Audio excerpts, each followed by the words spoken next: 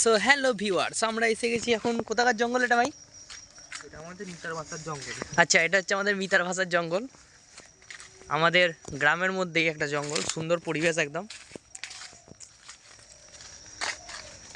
তো যাই হোক, এরকম ধরনের জঙ্গল, পাখির ডাক, এগুলো সত্যি অসাধারণ লাগে। দেখতে পাচ্ছ দেখবি ট্যারেন্টুলা মাকড়সা বেরিয়ে পড়বে। হ্যাঁ, কীটাণু আছে, সব কিছু দেখে যেতে হবে রাস্তাঘাট ঠিকঠাক করে। দুঃখের বিষয়, সেই সরস্বতী পুজোর আগের কুল খাওয়ার ব্যাপারটা দেখতেই পাচ্ছ, কুল হয়ে আছে কিন্তু খাওয়ার লোকজন নেই। কারণ কি, সেই পরিস্থিতি আর নেই, সেই সময়ও আর নেই যে কুল চুরি করে খাওয়ার ব্যাপারটা, সেটাও পুরোপুরি চলে গেছে, লুপ্ত হয়ে গেছে।